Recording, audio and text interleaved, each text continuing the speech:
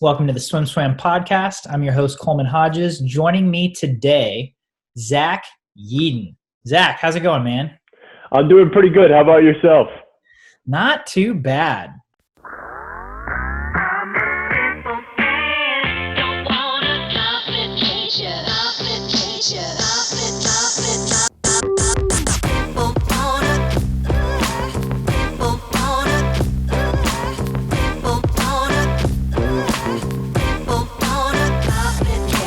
The elephant in the room, are you in Berkeley right now? I am, yes, I am. Okay, so you just transferred to Cal. First of all, how do you like it so far? What's Berkeley like? Tell me about it. I've been loving it. It's been awesome here. I got here on July 4th. I spent 3 weeks here before I was on vacation for 2 weeks, and then I've been back the past week and a half. It's been fantastic. I've really enjoyed it.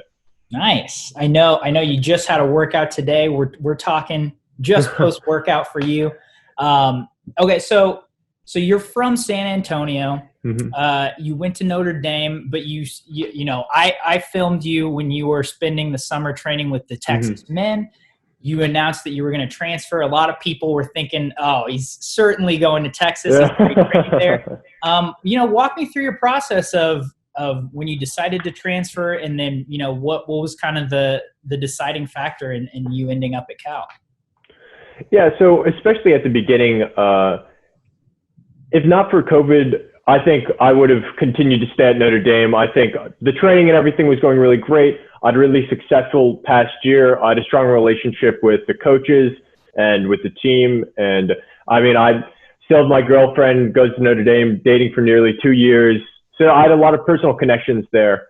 But with COVID and everything and NCAAs being canceled, I kind of had to take a step back and kind of look at everything a little bit differently, considering I had one more year to train up to trials and to get ready. And there was a lot of uncertainty about the season. There still is, but there was also about being able to train and being able to find water, because my parents actually moved to Minneapolis back in January. So then after NCAAs, I went home to Minneapolis, and I didn't have any water space because I didn't have a club team. Okay. And so then I was pretty much out of the water for nearly 3 months, not touching it at all. So one of the big things about the whole process and wanting to be able to find some place was to ensure that I could have water space no matter what happened, because I wanted to be able to keep training. And for me, I felt as though at Notre Dame and in South Bend, it wouldn't be as accessible, the pools, should everything lock down again or something like that happen. And at the same time, I didn't know if I would be in the best mental state to be able to swim during the winter without a near-term goal being in the future. Yeah. And so it took a while, but I was able to go home, decompress after NCAAs got canceled, talk with my parents, and we came around to thinking, got one more year to give it your best shot for trials. And, after that, we can't really predict anything, because outside of a year, it kind of gets a little too far to be able to predict. So with that in mind, with my parents' support, I decided to enter the transfer portal to kind of talk around and try to get a sense of what the next year was going to look like. I'd been in communication with Mike Litzinger the entire time. We were talking frequently. He just wanted the best for me, and I was so thankful for his support and everything that he was doing for me. And so then I was talking a lot with Chase and Dave here at Cal, and they'd done a great way of getting me into the academic side of things, as well as what practicing and the team culture would look like. I'd known a few guys because of WUGS previously, as well as I knew Sean Grishup from when we both swam in Texas together back in high school. Right. So there was some pre-existing connections there, and I remember because I was nervous that I didn't know like too many people on the team, and I wanted to be able to have as seamless as transition as I could. And I had a Zoom call with Bryce Mefford, Trent Julian, Sean, and Reese Whitley. And it was after that, it kind of really sealed the deal for me in the way that I felt as though the culture that they had at Cal would be the best culture for me to train with in the event that everything got canceled again or something like that. And we went back into quarantine. And I thought the connection that I had with Dave and Chase was really fantastic. And I moved through then and decided to transfer. Yeah. Yeah. I mean, that all makes sense. And, you bring up a very legitimate concern for a lot of people, which is there's just so much uncertainty right now. Yeah, exactly. Yeah. Well, congratulations. Thank you. I love Berkeley. It's one of the best cities in the country, I think. That's very cool. I said it. You look very tan, so it seems like you're already reaping the benefits of the Bay Area. So are you guys able to train pretty normally right now? So actually, I wasn't able to train today. I was planning on being able to. There's practice, but because of all the fires, the air quality over in the pools that we're swimming at aren't good enough to swim in. It was it's kind of tough to breathe. So what we've been doing 1-a-days for the past since the beginning of June or July, I mean, and if we don't have the Berkeley facilities open just yet. Dave is continuing to work on that. So we've been training in some other pools in the area just to get some water time, about 2 hours a day, and then you do a dry land workout by yourself when you have the free time. Gotcha. Yeah. And so now that you're at Cal, the question is, I believe the Pac-12 just put all sports for 2020 on hold. Are you guys still able? A, are you guys still able to train? B, is that in terms of how that affects you directly? Does that, from your understanding, does that just pretty much mean you guys can't go to swim meets, collegiate swim meets in this calendar year? Yeah, so that's kind of what it seems like, or at least what Dave has said to everyone. So he still plans on being able to do intra-squad meets and that sort of thing. Obviously, Cal is a fantastic pro team, so it's great to be able to race those guys like Andrew Selisgar or like Nathan Adrian. I wouldn't race him, but having him in the group and stuff like that, it's a great way to continue moving the training forward. Yeah, and Dave said once we're able to get back into the Berkeley facilities, things should start to move a little bit more normally. And Cal is online here for the first semester too, so it's pretty much just student athletes around campus. So it makes it a little bit safer environment to be able to train without worrying about transmission. Yeah, and that's a relief too. I mean, that campus can get pretty crowded pretty quick. Yeah, absolutely. That's nice to hear that. Yeah, it's just all online. I know, you've already heard things about UNC, about Notre Dame. Yep. Just kind of working things out, which I think everyone's going to have to in their own way. Exactly. So that's cool. I've also, I don't know if you've experienced this yet, but I've also heard that Cal does a lot of pretty fast efforts in practice on a regular basis. Saturdays seem to be a big day to maybe throw on a suit. Yeah. So it doesn't seem like competition should be too much of an issue. Yeah.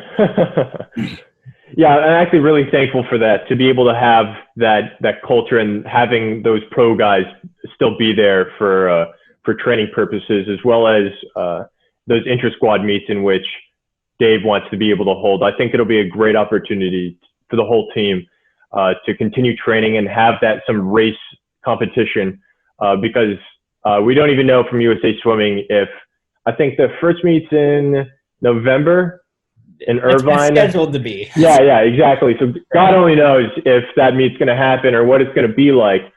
So it's great to have sort of a bubble here where you're able to train amongst ourselves. Definitely. Well, that's all great to hear. I'm happy to get the news that you're doing well at Cal so far. Thank you. Things going safely and swimmingly. So let's get into a little bit more of your history, your background. You're from San Antonio. Tell me how you first got into swimming. Yeah, so I lived in New Jersey back in, oh man, I moved to San Antonio in like 2011, I think. But previous to that, I swam at the YMCA in Hunterdon County in New Jersey. And I was taking like swim lessons. I was like 6 years old, and I saw the HCY, the Y program, doing a practice. I was sitting there with my dad, and I said, "Dad, that'd be awesome." So I signed up for it, and I went through the practices at HCY. In New Jersey, like at that young age, I thought I was like a pretty solid swimmer. I thought I could compete on a pretty solid level. And then we moved to Texas, and it was a whole new thing. It was like I showed up and was probably like the worst of the best, because I was in an age group program with some guys. One of the guys, Luke Nordstrom, he was like a top 5 50 10 and under swimmer. So like there's some really good guys on the team. It was a really good program, and from then on, I just kind of was working at it. Into high school, I was able to train under Lou Walker, who's the former head coach at Syracuse before they dissolved their program, and that's when everything really started to get rolling. He gave us like pretty much like a college type routine, 2 days every day, 3 hours on Saturday, and very distance orientated. I mean, I was cranking out the yards, and it was for me, for the first 2 years, I kind of struggled to kind of get into the groove, kind of find my footing. And then, junior year, things really started to pick up for me. I started to do a lot better at like JNets and have some like aspirations of swimming actually being something more than just a tool to help me get into a really good college to have a good education. And that all kind of culminated in my senior year, in which I like what I had done before didn't even match up to it, especially with my performance at JNets, and then at World Champ Trials the next summer, in which I qualified for the national junior team. And I attribute that a lot to Lou Walker, because he was just an amazing coach for me, really able to get me right into the sets and being able to keep my head in a good spot at meets, and being able to give me a great taper program. And then obviously I committed to Notre Dame my senior year, and then went to Notre Dame in the fall of 2017. Yeah. All right. So there's a lot to unpack. First of all, you're 6'6"? 6'5". 6'5". All right. Yeah. So you're pretty tall. Yeah. Were you, obviously you weren't always that tall, but when did you start to really grow? Because I'm curious, it's like when you were 12, were you just, like a scrawny little kid in the swimming pool, and then you had like all these other bigger guys around you, or were you always pretty tall? I was always pretty tall. I mean, in elementary school, whenever they do like the height things for like when you're doing band or whatever it might be, they line you up by height. I was always one of the taller guys, and that continued into middle school. But I think it was my sophomore year of high school in which I really got a growth spurt, and kind of like jumped out ahead, because I think the doctors had told my parents I was going to be like 6'3", and then I was like 6'4" by the end of sophomore year. My mom is 5'10", and my dad's 6'3", so there's some good genes there to get some height. Oh, and so then, you talked about junior year, you really started hitting it. But before, I mean, you said 2 years you kind of struggled, or, just couldn't, you were finding your rhythm. Yep. For 2 days every day, doing a lot of distance work. I mean, that sounds pretty tough. Yeah. Oh yeah. It was a grind for sure. It was, but I looking back on it, especially my senior year, I really enjoyed it. I had a great relationship with Lou and his wife Ellie, who was actually the assistant coach of the club. And I just had such a great relationship with them that it really helped me stay motivated and really helped me have a personal relationship with my coaches to kind of, they'll let me know what their plan is for me. And then I can tell them what I think of it, and we can kind of move forward with a plan together instead of it just being a one-sided relationship with the coach just giving me the sets or giving me the schedule and I'm just going to do it. Instead, we come up with something together and move forward together. So we both know what each other are thinking and what each of us thinks the best way forward is. Yeah. I mean, and that, I feel like that's something you may not find until college or beyond. Yeah, absolutely. That sounds really nice that you were able to find that in high school. Did you play other sports growing up? I played some football in elementary school. I played in 4th and 5th grade. I wasn't very good at it. I really wanted to be a running back, but I was way too slow and way too tall to play running back. But and then I'd done some other things. I'd done some soccer, but at a way back. But pretty much after 6th grade, it was just swimming because my parents were like, you got to pick one and just go for it after that. I chose swimming, and it turned out pretty well. Definitely. So, junior, senior year, when you really started to hit your stride, give me a workout or two of when you were really like, yeah, that was good, or that was like my aha moment of like, oh, okay, like maybe this upcoming meet's going to be really good or something like that. Yeah, I throw back to I was getting ready for JNATS my senior year. And I remember one of the guys who just transferred in from another program in the area, Isaac Barrera, and Lou had given us a typical warm-up, 843, 800 swim, 400 kick, 300 pull, just as a warm-up, just to get into it. And then we had done a small preset, like 1250s or something like that, pretty chill. And then it was 500s, descend 1 to 5 on 530. And so I felt terrible for Isaac because it was his first practice in, but I remember just blitzing through it, going 459, 454, then 47, 43, and then 39 on the last one. And for me, that's in high school, I thought that was just so fantastic, and it really felt so good to be able to descend down on that effort and at that interval.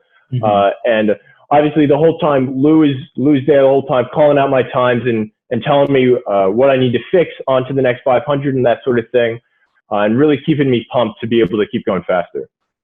Yeah, I mean that sounds like a fantastic set, especially if you're getting ready for a junior national meet. Yeah. Oh yeah. Tell me about how that junior nats went for you when you finally got there. At the College Station one in So that one, I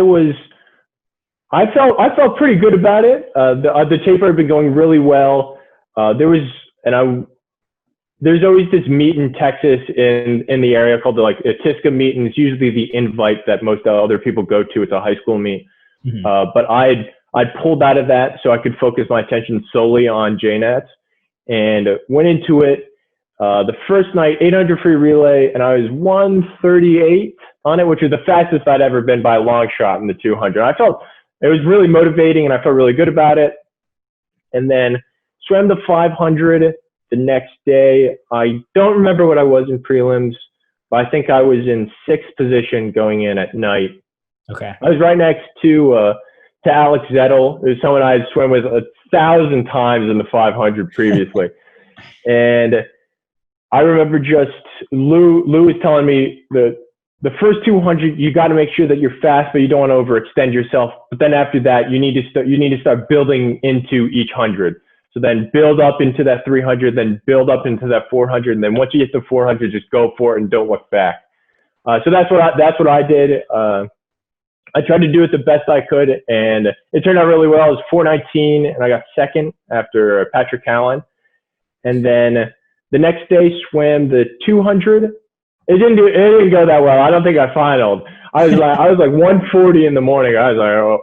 I was still pretty beat up from the 500, but I was happy with it. And Lou put it in such a mind in that swam a solid 200, but now you get the night off so that you can kind of relax and get back into it, and then drop into a good warm up tomorrow morning before the mile at night.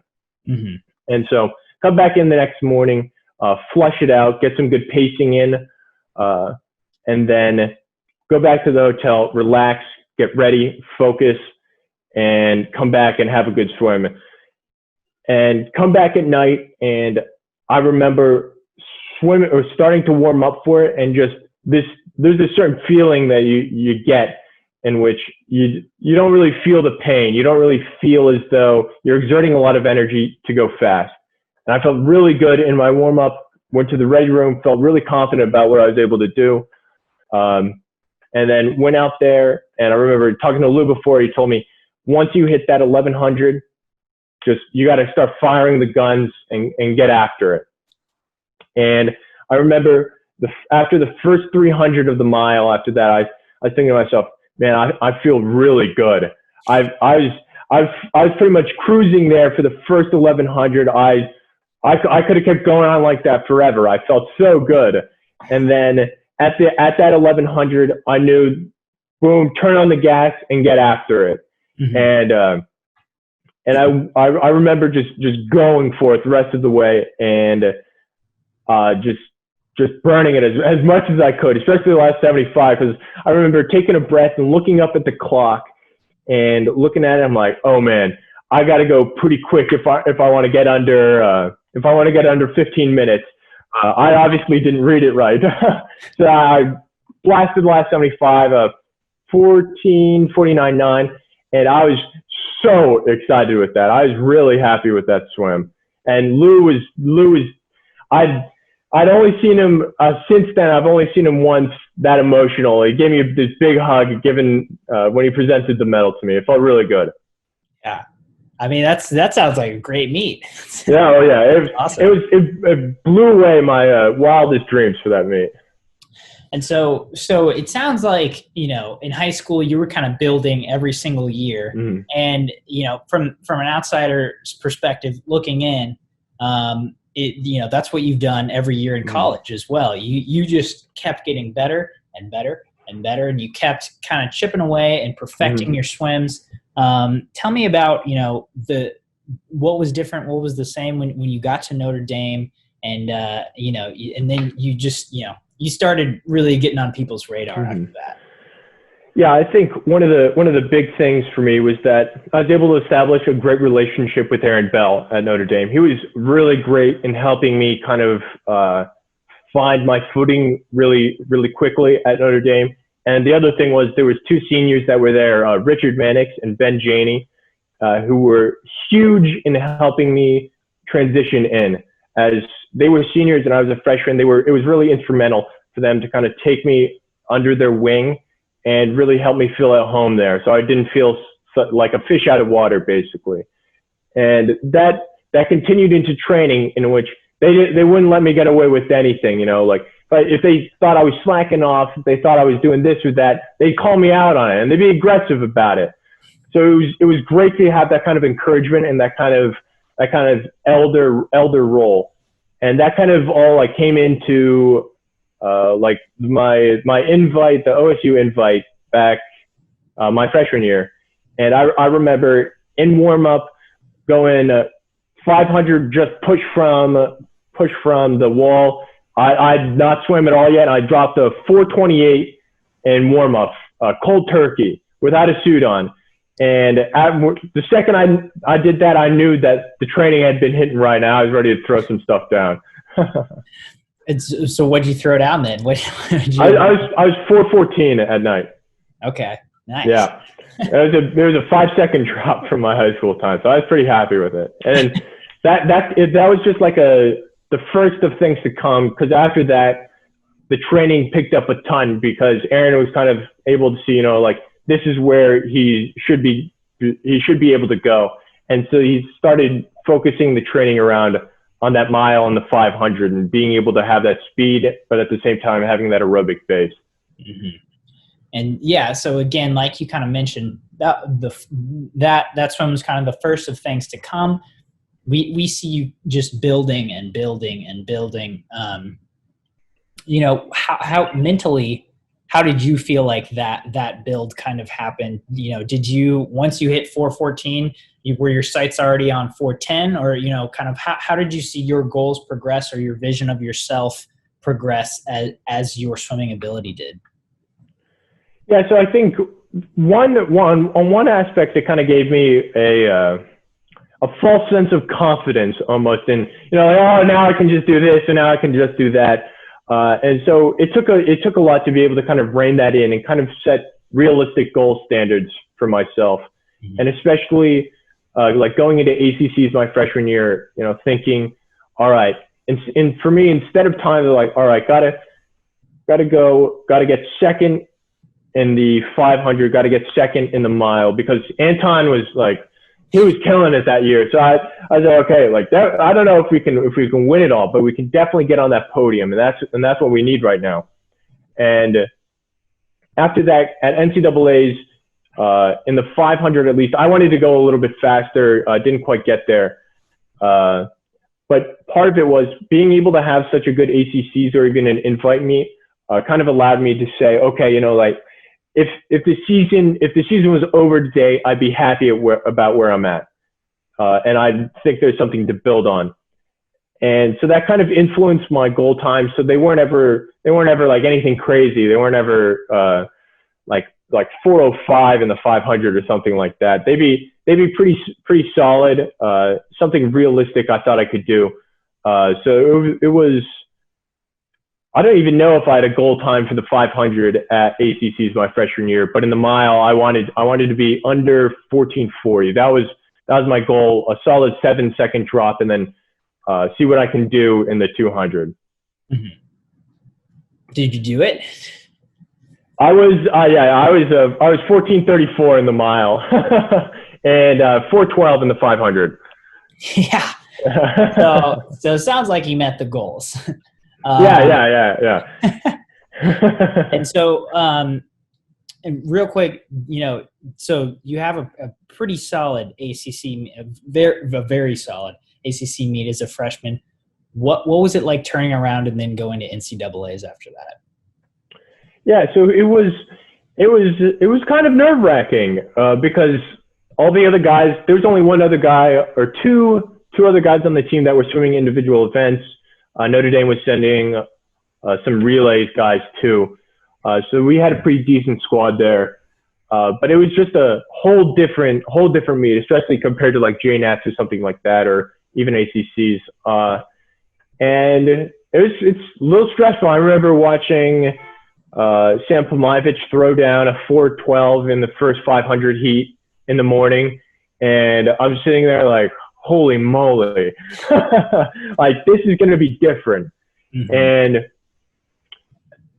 And I think a lot of that actually got to me in the mile, because you know, I was thinking to myself like, holy moly, like Anton and Felix, those guys are going to really bust a move here in the mile. And so I went out way too slow in the mile. I was out like 8:57 or something like that, way behind everyone else. I was dead last, 8th at the 1,000 mark. Okay. And I think part of that was just me being too stressed about what I think I should do, instead of focusing on what I'm doing right now in terms of race strategy and race preparation, and thinking about the streamline or the kick I need off the wall, or how I'm supposed to breathe going into the wall and stuff like that. Yeah. And so, you know, moving on to your sophomore, your junior year, how do you feel like you kind of took those tools and was able to adjust heading into other championship meets? Yeah, so I ended up having a pretty rough sophomore year. It definitely wasn't the best, but for me, after that, I kind of took stock of everything and thought to myself, I just need to show up every day and just bust out the best practices I can. So I think if I'm able to accumulate an aerobic base that is proficient enough not to need to worry about dying or anything like that during the race, then I'm golden, especially for the mile. So after that, that's kind of just what I went after. And I scaled back the weightlifting that I was doing. And I had a totally different lift program. It was really focused on the stuff that I'd been doing at UT the previous summer that Eddie had me on with rowing and push-ups and sit-ups. And thinking about technique instead of just swimming mindlessly. And I think that was really important in helping me get prepared and have a successful ACCs this past year, was being able to focus in on that, as well as having great practices from Aaron Bell to help me, get into the flow of being in a race and, helping me think about the way that I'm swimming instead of just swimming mindlessly. Yeah. Tell me about that summer with the Longhorns. How'd you end up there? What did you gain from it? And what was it like training with those guys? Cause that's, it's pretty high caliber crew. Yeah. So it actually had stemmed from a year earlier in which I actually, this summer after my freshman year, I'd swam back at my club team in San Antonio. I swam for Quad A, I swam with Lou again. I had a really great year. That was the year I qualified for the WUGS team. Had a really fantastic meet. But my dad was worried about people that I could train with at Notre Dame, because the two seniors had graduated and there was only pretty much one other guy, Souther McKean, that was still in distance, and he was swimming at home that summer after my freshman year. And so my dad had ended up talking to Eddie at the sectional meet that summer and wanted to make sure that I could train with some other distance swimmers heading into the next year. And so that's kind of where that came from. So then I swam with them last summer, and I didn't have the any crazy success during the summer. It was but it was very enjoyable and really eye-opening for me in the kind of training that they were doing, and kind of just seeing the way that their culture was and seeing the way that they carried themselves and how they went about grinding through practices and stuff like that. Especially with someone's training with someone like Clark Smith or Chris Yeager, it was really eye-opening in the way that they trained. Yeah. What about it was eye-opening? Was there a set that stood out to you, or was there, things they could do in practice that was just like, oh. Yeah. It was just like them just grinding away in practice, Eddie giving a really big set or something like that, and Clark just blowing it out of the water. And, going 406 400 long course with a buoy on, it was crazy. It was crazy to me, and it felt really good how encouraging everyone was. Everyone being really pumped about swimming the sets instead of being really Debbie Downer or something like that. Sure. Yeah.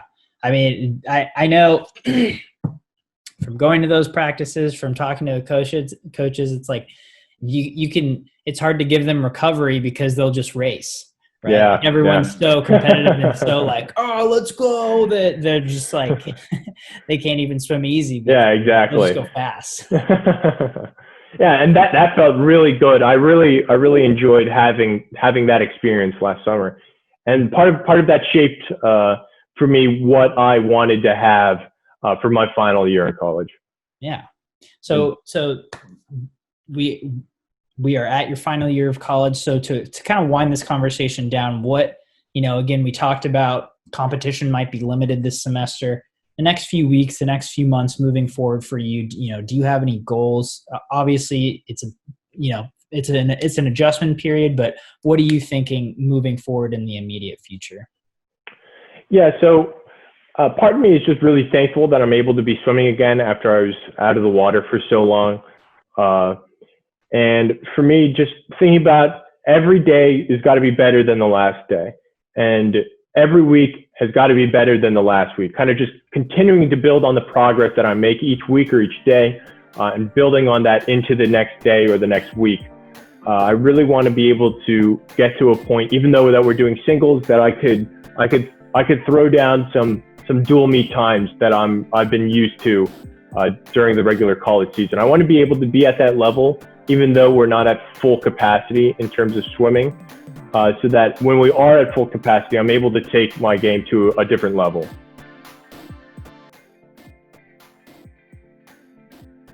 You've been listening to the SwimSwam podcast. Stay tuned for new episodes every week. You can take SwimSwam podcasts on the go by subscribing on your favorite podcast platform. Look for links in the description below, and be sure to subscribe to our YouTube channel for more videos as well.